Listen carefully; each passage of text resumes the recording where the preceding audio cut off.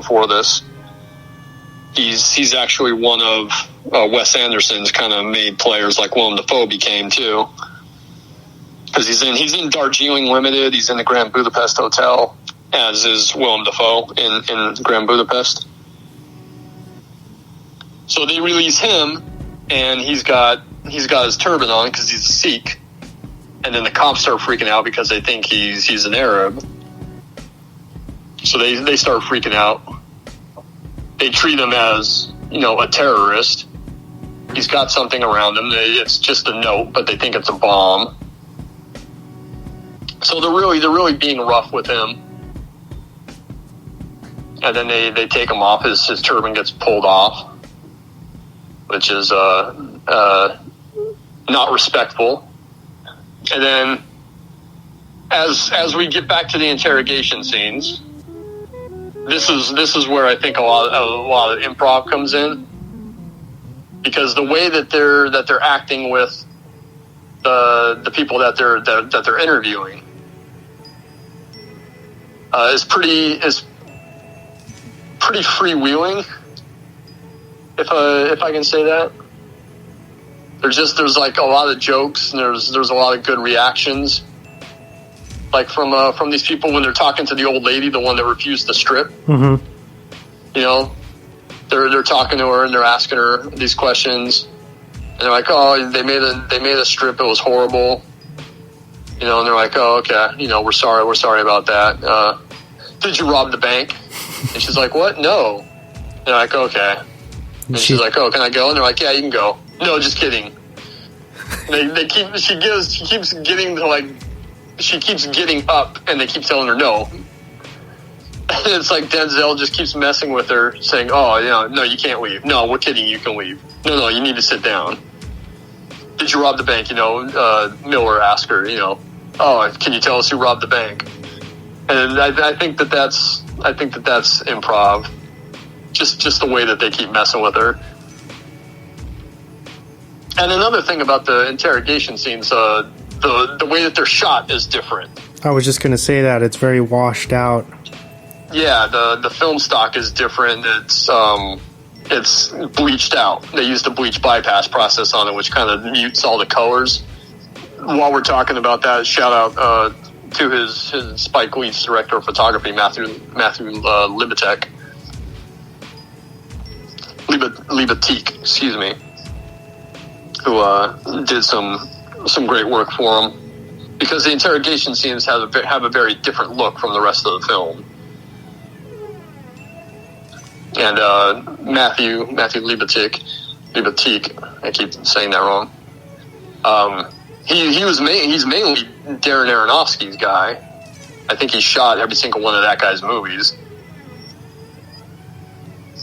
And he'd also shot, I think She Hate Me and Miracle at St. Anna for Spike.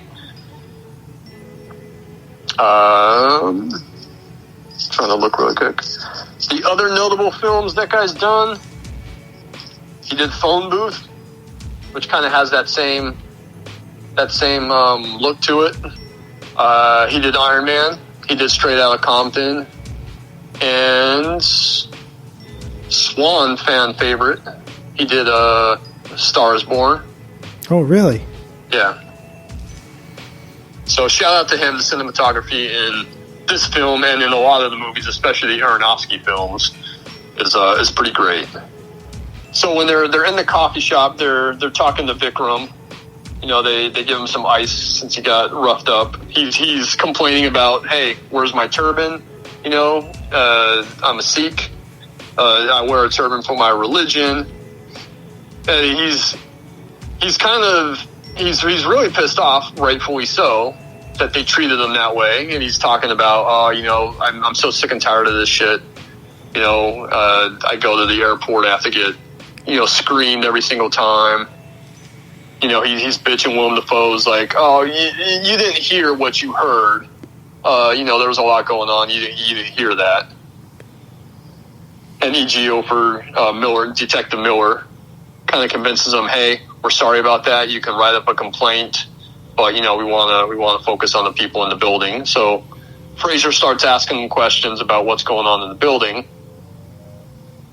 And then, Vikram is complaining some more about how, he's always singled out because of his religion and the way he looks. And Fraser says, yeah, but I bet you can get a cab. And that line I know for a fact is improv because that was in my research. Which Denzel improv the line and apparently Spike Lee almost ruined the take because he started laughing at the line. But yeah, there was a lot of improv in the film, and that's pretty evident in a lot of those interrogation scenes. And one other point which we'll get to in a moment. But that one I know for sure that line is improv. And then he goes, yeah, I guess that's one of the perks, right? Yeah. He's like, yeah, that's one of the perks. So before we go any further, I want to shout out the two cops that are in the command unit. The woman is Ashley Atkinson, who you might recognize from BlacKkKlansman. She's the wife, and if you ever get around to watching Mr. Robot, she makes a pretty good villain in the last season. And then the male is Daryl Mitchell, who really is in a wheelchair. He really is paralyzed.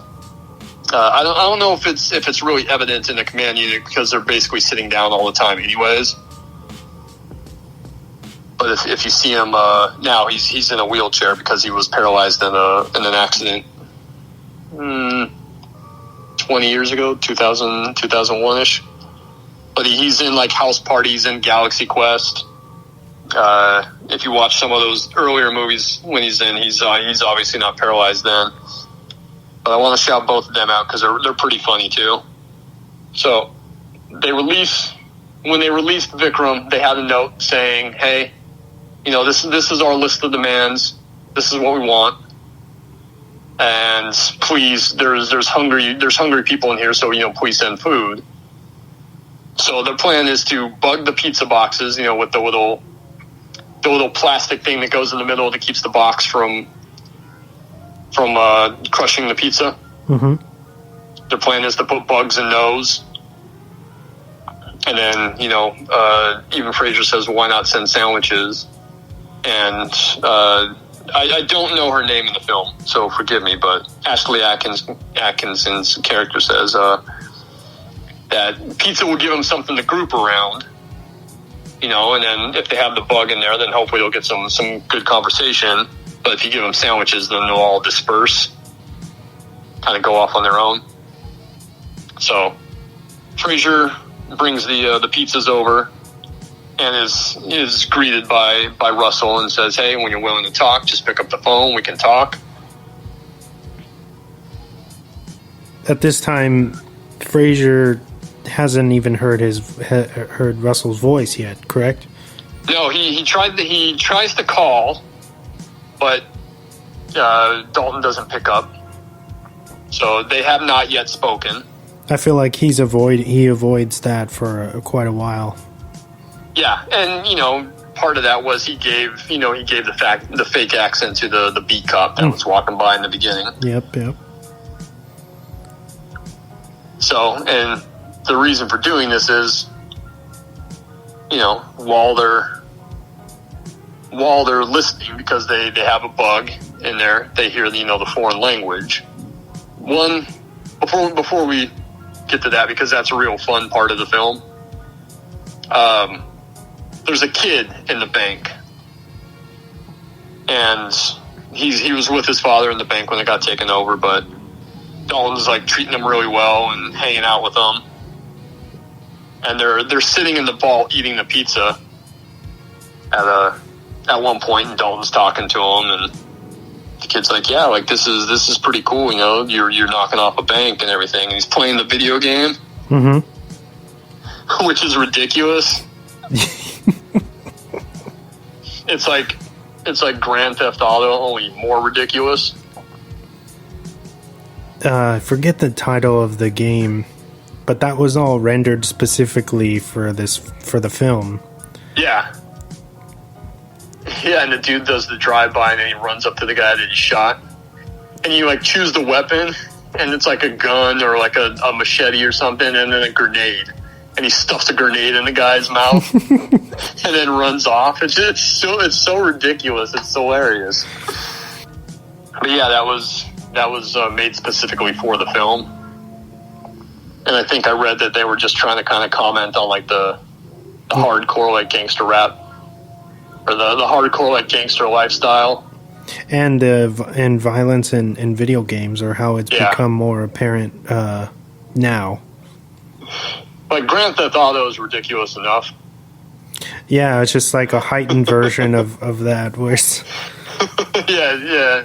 It's like that plus 10. So it's just pretty funny, but that whole scene between him and the kid is really good. And they're sitting on they're using stacks of cash as their seat. Like the kid is sitting on one, and when Russell goes into the vault, he pulls one off the shelf and uses that as his chair, which is pretty funny. I think Russell he's like, I'm going to have to go back and talk to and have a chat with your dad about this video game. Yeah, he asked the kid like what the point of the game is, and he's like, oh yeah, you get points for doing dirt. He's like, it's just like 50 said, get rich or die trying.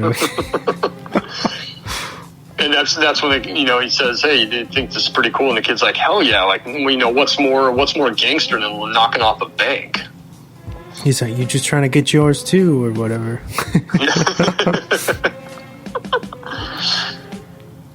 I'd like to know like the conversation that Russell had with the dad to like just let the kid go off on his own, because he had to have like just come in and grabbed the kid and like walked off, or said, hey, why doesn't the kid come with me or whatever. I'd like to know how that conversation went down, where the dad was like, yeah, okay.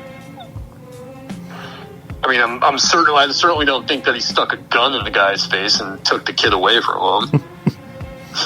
It's just funny that they're off on like having their own little conversation. He seemed like he was like, well, this is a kid. Let me like he was like, try to make him comfortable out of everybody. Yeah, try not to make it as traumatic. Mm-hmm. Because it does get traumatic when the Steve-O, who's played by James Ransone, who you might recognize from It. He's in It Chapter 2. He was in like a lot of the David Simon projects for HBO, because he was on Treme, he was on The Wire, he was on Generation Kill, which I really think is a great miniseries. But he's like, fuck this, takes his mask off at one point. He's like, I don't care. He's doing this so that he can be seen and get the alibi, but they come in, discover that his mask is off, and, they pull him literally by the legs out the door, and he's screaming and trying to grab on, hoping that someone will help him. And then they do the same thing with Stevie later on, where, he grabbed one of the other guys, I think it's Steve, grabs her and, yells at her outside and then throws her into a room and then takes, someone else out and moves them around. So I can see where, he doesn't want to traumatize the kid with all these people screaming and, pulling people out just at random. Mm-hmm. And these people are scared. They don't know what's going to happen. They don't know where they're going.